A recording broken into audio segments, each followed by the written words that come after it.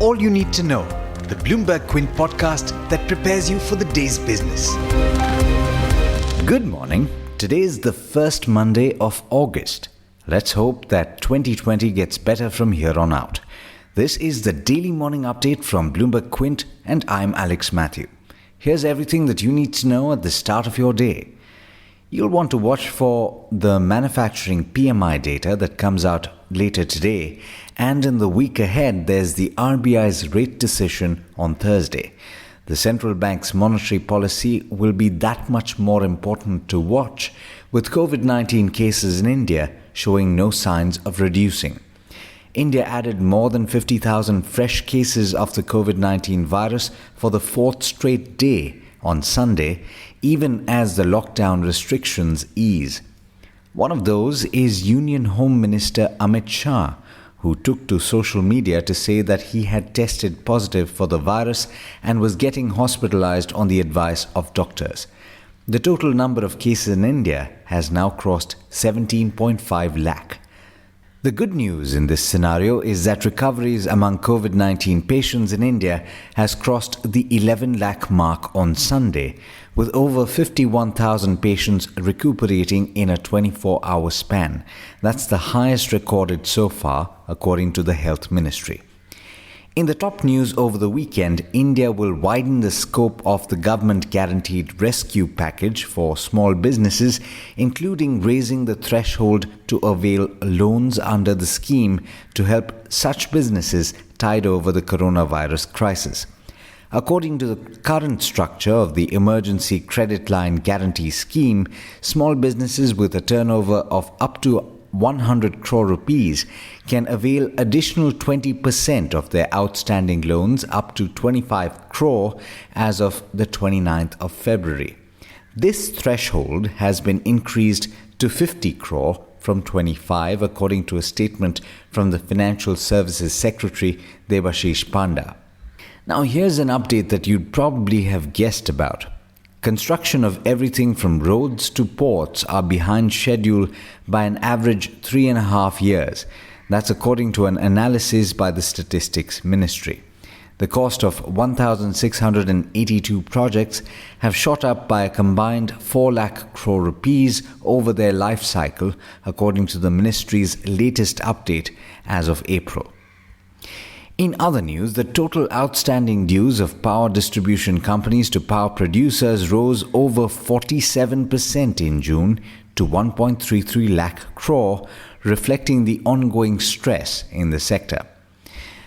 Moving on, in a relief to businesses, the Gujarat High Court has ruled that companies can claim refund using unutilized tax credit arising from input services under the inverted duty structure. As such, the court ruled that businesses must be allowed to factor in the tax paid on input services for calculating the claim of refund under the inverted duty structure. In news in the steel space here in India, ArcelorMittal Nippon Steel India chairman Aditya Mittal has said that the market for steel has started showing some signs of recovery after having been hit hard by the pandemic. He said that operations at ArcelorMittal Nippon Steel India, which is formerly Essar Steel's Hazira plant in Gujarat, are running at full capacity. In the banking space, SBI chairman Rajneesh Kumar is taking a contrarian view of lending, saying that the current macroeconomic conditions are probably the best time to rev up lending, as risks associated, according to him, are lower. In an interview with Bloomberg Quint, he said lenders had to exercise prudence, of course, but that this was the best time for lending. That entire interview is available on the website bloombergquint.com, so do take a look. In international news, the Trump administration will announce measures shortly against a broad array of Chinese-owned software deemed to pose national security risks. That's according to U.S. Secretary of State Michael Pompeo. The comment suggests that there could be a possible widening of the U.S. measures beyond TikTok. President Donald Trump had told reporters on Friday, in case you missed it, that he plans to ban TikTok from the U.S., but his decision hasn't yet been announced. In international markets, equities in the Asia-Pacific region were mixed at the start of trade on Monday. The Nikkei 225 in Japan was higher by about 1.6%, but the other two early risers were in the red. And with that, it's over to Hormuz Fatakia for the trade setup for the day in India. Good morning, Hormuz. How are we looking at the start of the week? Good morning, Alex, and to all our listeners as well. The 6-week surge in India's benchmark indices finally came to a halt on Friday. Both the Sensex and the Nifty posted losses of over 1% each. As is the trend with the start of the month, auto companies are reporting their monthly sales numbers. Two-wheeler maker Bajaj Auto will be reporting their sales figures today.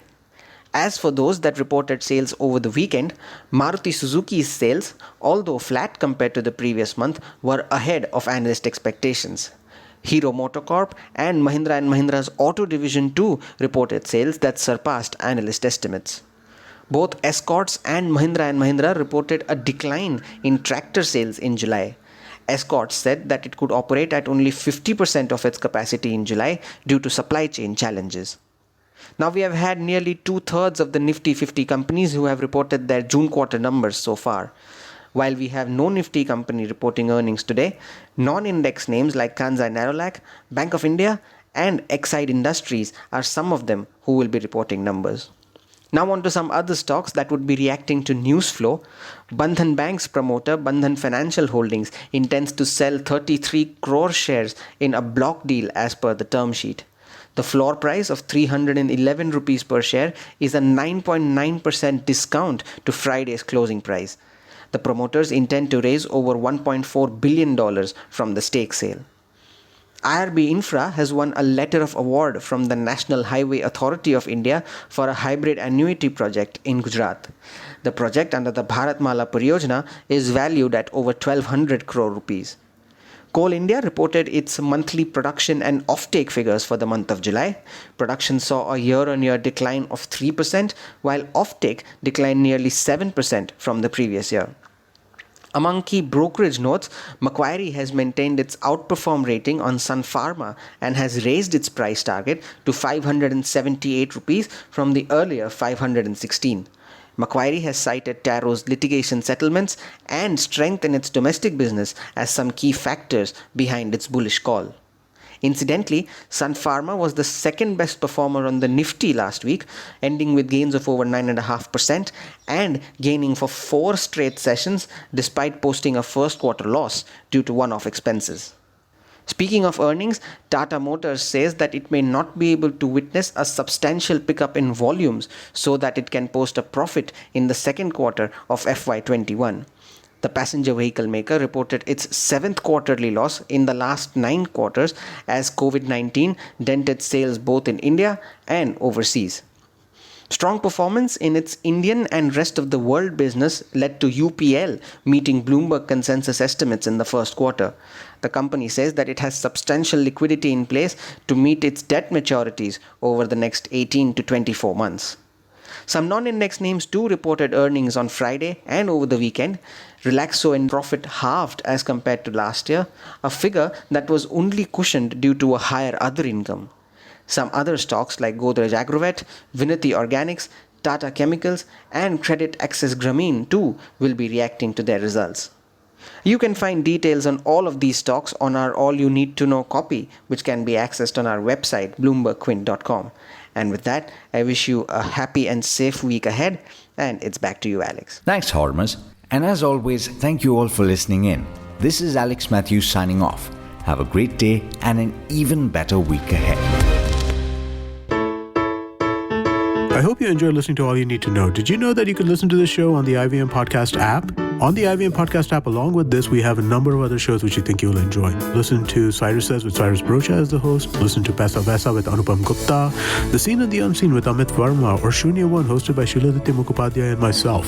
Check out the IVM Podcast app to get more talk content that you will enjoy.